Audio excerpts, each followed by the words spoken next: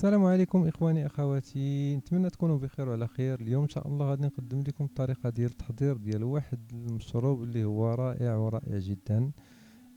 هذا المشروب كيخفف من السعال وكيخفف من النزلات ديال البرد ومن الكحه، وكذلك كيصفي الصدر. مشروب يعني يمكن الواحد يحضره، اي واحد يحضره في البيت ديالو.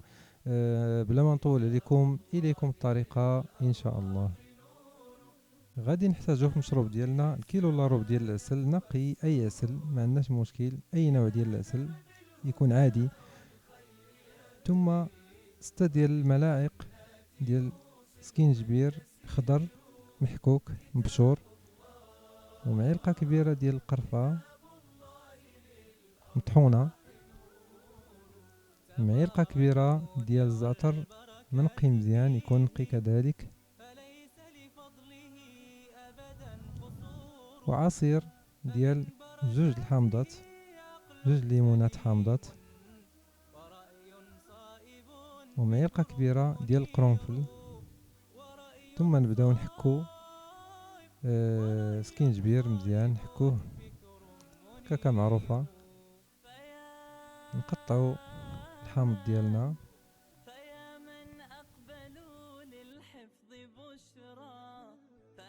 ونعصروه بطبيعه الحال باش نستخلصوا العصير ديالو. نبداو نضيفو العسل هو الاول في لاكاسرول، يعني كاسرونه ديال سميتو. نضيفو العسل ونضيفو ليه جوج كيسان متوسطين ديال الماء سخون، ونضيفو ليه الحامض اللي عصرنا ديال جوج حامضات. ثم نضيفو سكينجبير خضر 6 ديال الملعقات اللي قلنا. ثم نضيفو ليه معلقه كبيره ديال القرنفل،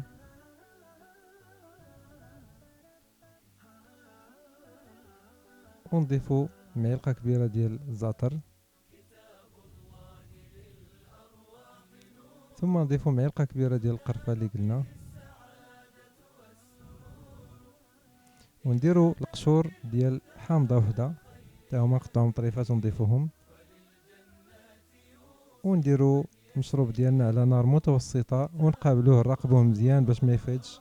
نبقاو مره نحركوه تقريبا ربع ساعه حتى 20 دقيقه يطيب، ربع ساعه احسن. ثم نخليه تيبرد ونصفيوه، نديروه في قرعه ديال الزاج تكون مزيانه كتسد مزيان. نصفيوه بهذه الطريقه هذه، اي نوع ديال الصفايه المهم نسقزوه ونخليه تيبرد، ونديروه في واحد القريعه بحال ما هكا كما قلنا، نزيدوه في القرعه هو مصفي